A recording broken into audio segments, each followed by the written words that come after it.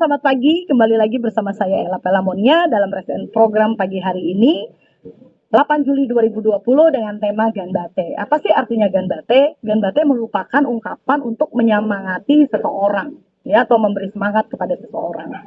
Ganbate ini berasal dari bahasa Jepang. Orang Jepang sering bicara seperti ini. Ganbate kudasai. Lakukan yang terbaik dan semangatlah. Kata Ganbate berarti tidak pantang menyerah, tidak mudah menyerah, dan tidak mudah patah semangat. Ada banyak kisah dalam Alkitab tentang orang-orang yang memiliki keterbatasan, tetapi mereka tetap berjuang. Di dalam perjuangan itu Tuhan menolong, dan akhirnya mereka bergantung terus sama Tuhan. Yosua ini pernah dapat mandat untuk mengintai tanah Kanaan. Bukan cuma Yosua, tapi 11 pengintai lainnya. Waktu pulang dia bawa report ke Musa. 11 lainnya bilang begini, benar Musa, ada susu dan madu berlimpah-limpah di tanah Kanaan. Tapi ingat penduduknya besar-besar, kita nggak bisa naklukin. Tetapi Yosua memberi report yang berbeda. Memang benar di tanah Kanaan penduduknya besar-besar, tetapi kita bisa menaklukkannya. Yang kedua adalah Yeremia. Yeremia pernah dapat panggilan dari Tuhan waktu dia masih muda. Dia bilang begini dalam Yeremia 1 ayat 6, Tuhan, aku kan masih muda. Tetapi Yeremia nggak stop di Tuhan aku masih muda, dia berespon terhadap panggilan Tuhan. Akhirnya Alkitab mencatat Yeremia menjadi nabi bagi bangsa Israel. Daniel pernah dapat keputusan raja, tapi dia memilih untuk tidak menajiskan dirinya, dia tidak makan makanan raja. Yang kedua, dia tetap beribadah kepada Tuhan di loteng atas 3 kali sehari, walaupun taruhannya adalah gua singa. Tetapi dia tetap lakukan, dia tetap berjuang karena dia tahu Tuhan besertanya. Yusuf pernah dapat mimpi dan dia dapat kendala juga bukan dari orang sekitarnya, tetapi dia dapat serangan dari keluarganya sendiri. Akhirnya kakak-kakaknya cemburu karena dilihat kok berkasnya dia dan berkas-berkas kakaknya menyembah dia. Akhirnya kakak-kakaknya marah dan menjual dia, bukan cuma sampai dijual, akhirnya dia di rumah Potifar, istrinya mengganggu, akhirnya dia difitnah, memperkosa, harus dimasukkan ke dalam penjara. Di penjara pun waktu dia terjemahkan mimpi juru roti dan juru minum, dilupakan oleh juru roti. Akhirnya Alkitab mencatat karena dia tetap semangat, dia enggak menjadi putus asa di dalam tekanan, dia menjadi satu-satunya orang Israel yang pernah menjadi Perdana Menteri di Mesir. Selanjutnya adalah Nuh. Nuh pernah dapat mandat langsung dari Tuhan untuk buat bahtera.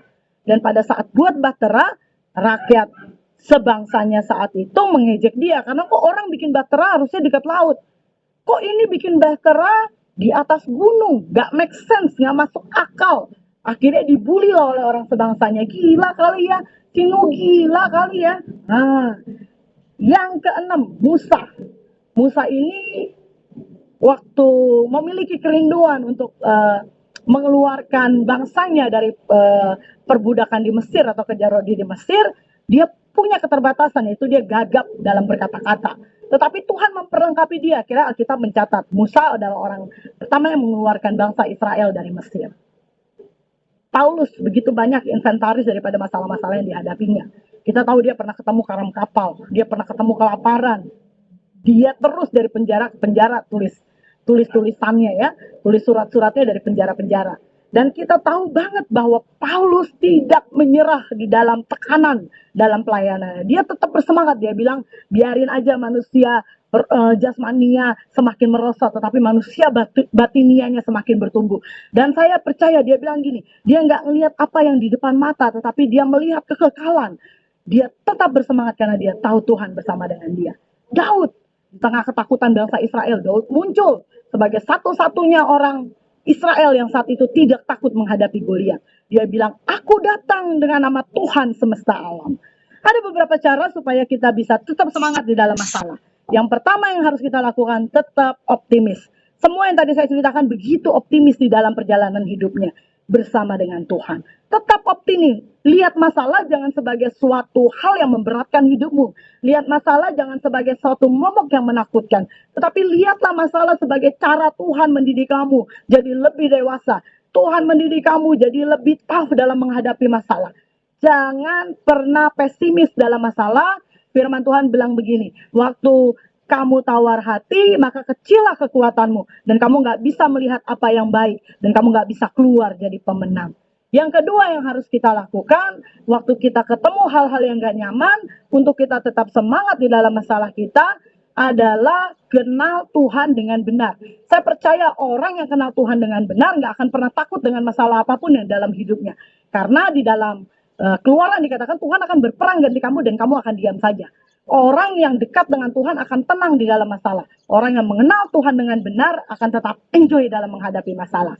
Yang ketiga, yang terakhir yang harus kita lakukan supaya kita tetap semangat di dalam tekanan, di dalam permasalahan, di dalam keterbatasan kita adalah jangan pernah fokus kepada masalah, tetapi fokuslah kepada Tuhan.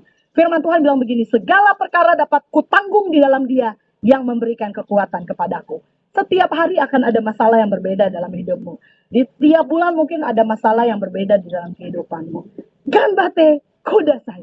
Ganbate, lakukan yang terbaik, tetaplah bersemangat. Jangan pernah terhenti karena sebuah masalah. Tetap maju karena Tuhan beserta dengan engkau. Ganbate, kudasai. Tetap semangat, Tuhan menyertai kita. Di dalam Yosua 1 ayat 6 dibilang, kuatkanlah dan teguhkanlah hatimu, karena Tuhan beserta dengan engkau. Selamat menikmati hari ini, kiranya Tuhan Yesus memberkati kita semua.